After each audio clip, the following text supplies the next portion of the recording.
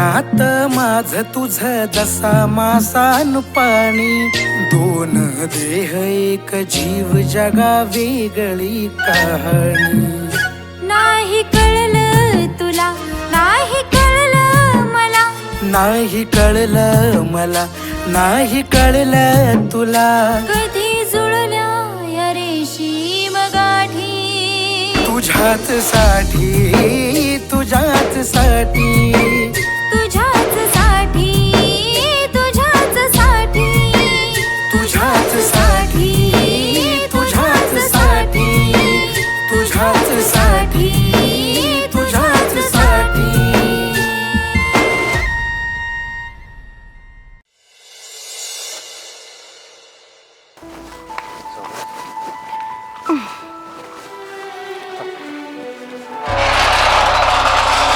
राधा, राधा अगं किती लागलंय तुला. तुला सांगितलं होतं ना नको जाऊस म्हणून. आरामात सावकाश. राधा, राधा अगं किती लागलंय तुला. तुला सांगितलं होतं ना नको जाऊस म्हणून.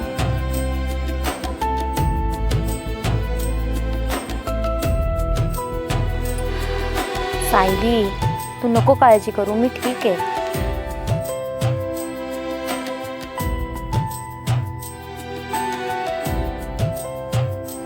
पण मला एक गोष्ट कळत नाहीये, मी असं कोणाचं काय वाकडं केलं जो माझ्या सरळ जीवावर उठला. आपण हे सगळं नंतर बोलूया. आधी आपण सर्व मिळून तिला वर देऊया. वर नाही, तिला खालीच ठेवलं. आता मी हिला माझ्या सोबतच ठेवणार आहे. चल.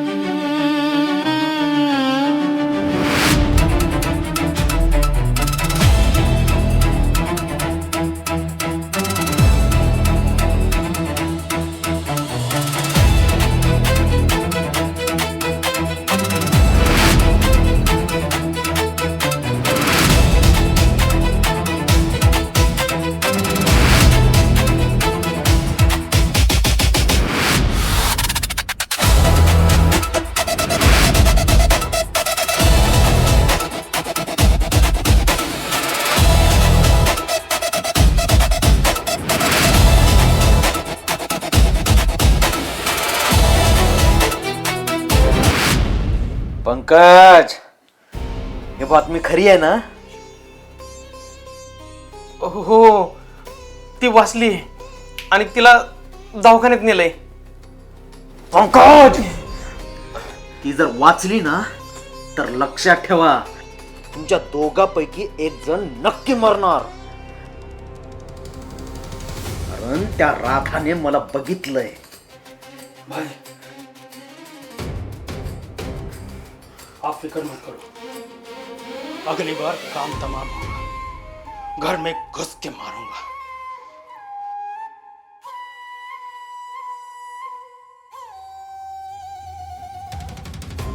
नाही, आता असं नाही करायचं. सायलीला संशय येईल असं काहीच नाही करायचं. आता आपण अशी खेळी करायची ना की सायली स्वतःहून तुमच्याकडे चालत आली पाहिजे. आता त्या राधाला मारायचं नाही, आता तिला गायब करायचं. गायब म्हणजे तिचं अपहरण करायचं आणि सायलीला मेसेज द्यायचा, राधाला जर जिवंत पाहायचं असेल तर तुमच्याकडे ये. आणि एकदा का सायली इथं आली की मग बघू राधाचं काय करायचंय ते. क्या? तुला खरंच डोकं कमी आहे बघ. का का तर काय झालं?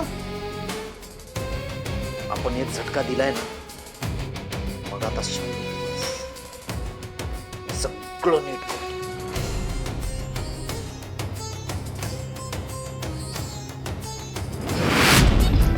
त्याने तर मला संपवलंच असतं, पण माझं नशीब चांगलं की माझा जीव वाचला. आणि तुम्ही काय हे मला वडापाव वगैरे खायला आणताय? मला तर पाणी पण गिळवत नाही. अगं तुला काय सांगू, वडापाव बघितला ना की अशी लाळ सुटते ना तोंडाला, आणि लाळ सुटली ना की घसा आपोआप मोकळा होतो बघ. घे घे तू घे. तुझ्या तोंडाकडे बघून कळतंय की किती धापा टाकतेस त्या वडापावांसाठी. असं वाटतंय गुंडाच्या तावडीतून तूच सुटून आलीस की काय? नाही रे श्रेयस, राधाची अशी अवस्था बघून माझा जीव भांड्यातच पडत नव्हता. तिला रक्ताच्या थरोळ्यात बघून असं वाटत होतं की मीच जावं त्याच्या समोर.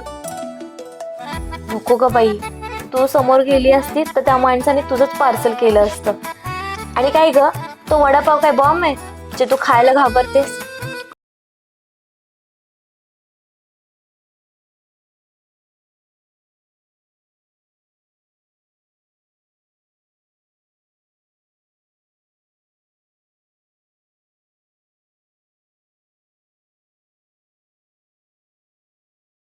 तुझ्याच साठी, तुझ्याच साठी. राधा, काय म्हणाले डॉक्टर? जखम खूप खोलवर आहे का?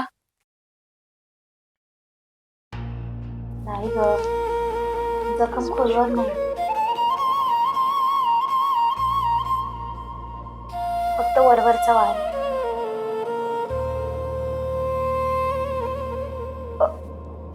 सायली, त्या माणसाच्या डोळ्यात मी बघितलं, तो मला मारून टाकण्यासाठीच आला होता.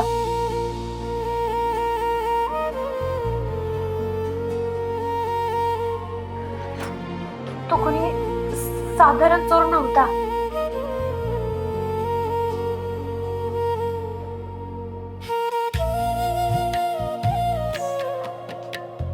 तरी मी पोलिसात तक्रार द्यायला निघालोच होतो, पण डॉक्टरांचं असं म्हणणं होतं की राधाला आधी शुद्धीवर होती. बरं राधा, तुला कोणावर संशय वगैरे आहे का? संशय नाही श्रेयस, मला खात्री आहे ज्याने माझ्या घराला उद्ध्वस्त केलं, श्रेयसला माझ्या विरोधात उभं केलं, तोच माणूस आहे, दीपक. दीपक? पण तो राधाला का टार्गेट करेल? कारण त्याला माहिती आहे की राधा माझी ढाल आहे.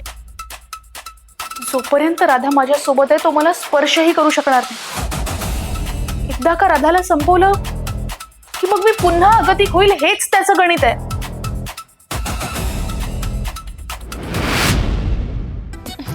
त्याने तर मला संपवलंच असतं, पण माझं नशीब चांगलं की माझा जीव वाचला. आणि तुम्ही काय हे मला वडापाव वगैरे खायला आणताय? मला तर पाणी पण गिळवत नाही. अगं तुला काय सांगू, वडापाव बघितला ना की अशी लाळ सुटते ना तोंडाला, आणि लाळ सुटली ना की घसा आपोआप मोकळा होतो बघ. घे घे तू घे. तुझ्या तोंडाकडे बघून कळतंय की किती धापा टाकतेस त्या वडापावांसाठी. असं वाटतंय गुंडाच्या तावडीतून तूच सुटून आलीस की काय? नाही रे श्रेयस, राधाची अशी अवस्था बघून माझा जीव भांड्यातच पडत नव्हता. तिला रक्ताच्या थरोळ्यात बघून असं वाटत होतं की मीच जावं त्याच्या समोर. नको ग बाई, तू समोर गेली असतीस तर त्या माणसाने तुझंच पार्सल केलं असतं. आणि काय ग, तो वडापाव काय बॉम्ब आहे जे तू खायला घाबरतेस?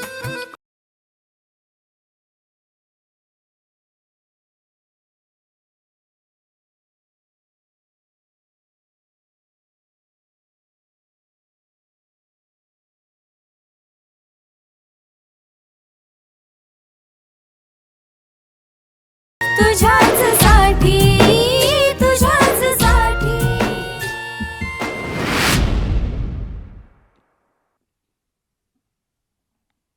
राधा, तुला जर काही झालं असतं तर मी काय केलं असतं ग? तो वार तुझ्या शरीराला नाही तर माझ्या काळजाला लागलाय. मी मी स्वतःला कधीच माफ करू शकले नसते. अगं सायली, तू वेडी आहेस का? अगं मी ठीक आहे. बघ, मी जिवंत आहे आणि मी तुझ्या समोर आहे. आणि तू तिथे धावत आलीस ना माझ्यासाठी, मग मला कसं काय होईल? नाही ग राधा, आजही तो प्रसंग आठवला ना की अंगाचा थरकाप उडतो. असं वाटतं ज्याने कोणी हे केलंय ना त्याचा जाऊन गळा दाबावा. त्याने तुझ्या अंगाला हात लावायची हिंमतच कशी केली ग? सायली, हे बघ, मला तू वचन दे बरं. मी आणि तू, आपण दोघी त्या माणसाच्या वाटेला जायचं नाही. हे बघ, मला ना कोणाशी वैर नाही घ्यायचं. तो माणूस सैतान आहे. आपल्याला आपल्या प्रेमाची बाग फुलवायची, त्याच्यावर रक्ताचा डाग नको. तू शांत राहा. मी बरी झाली ना की मग बाकीचं आपण बघू. राधा, फक्त तू म्हणतेस ना म्हणून गप्प आहे मी.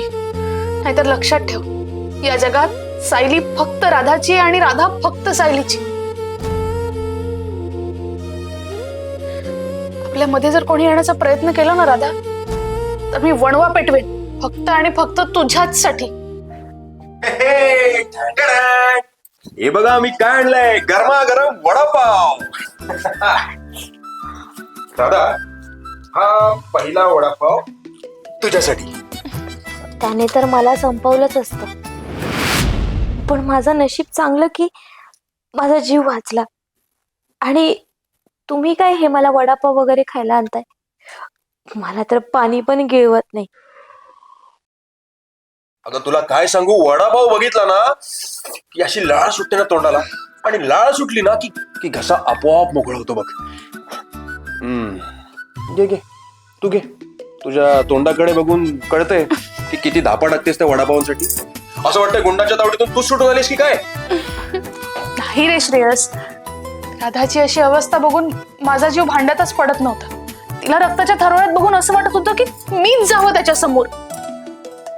नको ग बाई, तू समोर गेली असतीस तर त्या माणसाने तुझंच पार्सल केलं असतं. आणि काय ग, तो वडापाव काय बॉम्ब आहे जे तू खायला घाबरतेस? अगं पण ह्यात चटणीच नाहीये. काय रे श्रेयस, येताना तुला 3 चटणीची पाकिटं आणता आली नाही? अगं ये, तो दुकानदार माझ्याकडे असा बघत होता जसं काही मी त्याच्याकडे वडापाव नाही, त्याची अख्खी प्रॉपर्टीच मागितली. काय म्हणाला माहिती? एकच वडापाव, एकच चटणी, आणि एक्स्ट्रा चटणी हवी असेल तर एक्स्ट्रा पैसे द्या. मी त्याला म्हटलं, अरे बाबा, त्या शंकरची बायको बिचारी आजारी पडली, मला थोडं तरी डिस्काउंट दे. तर म्हणे, मंगळवारी आमच्याकडे डिस्काउंट नसतो. आणि त्या नादात त्यांनी चटणीच नाही दिली. काय रे श्रेयस, मी काय करणार? तू वडापाव आणतोयस आणि वरून डिस्काउंट मागतोयस. काय म्हणतील लोक? अगं लोक काय म्हणायचंय ते म्हणू दे, पण सायली, तू राधाला सांग ना जरा लवकर बरी हो. तर हे वडापाव आणून आणून ना एका शिक्षकाच्या पगाराचं बजेट कोलमडेल. आणि हा, आता चटणी म्हणून आहे ना तर माझ्या डोळ्यातला पाण्याचा वापर करायचा चटणी म्हणून. अरे देवाश, बिचारा मी रडलोय आज. गप्पा बस रे श्रेयस. तुझ्या या टुकार विनोदांमुळे तिची जखम आणखी दुखायची. तू एक काम कर, आत्ताच्या आत्ता जाऊन चटणीची पाकिटं घेऊन ये.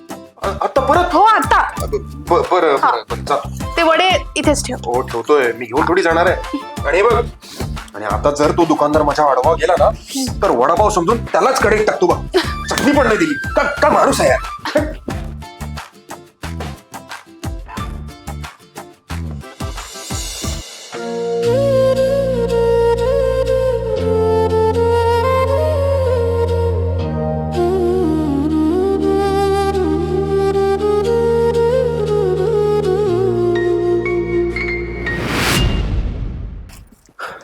सायली, राधाची सगळी औषधं आणली आहेत मी, आणि काळजी करू नकोस, वाटेल लवकर राधाला बरं. श्रेयस, तुला अजूनही असंच वाटतंय का की हे सगळं अपघाती आहे? नाही सायली, मला संशय आहे की कोणीतरी हे मुद्दामून केलंय.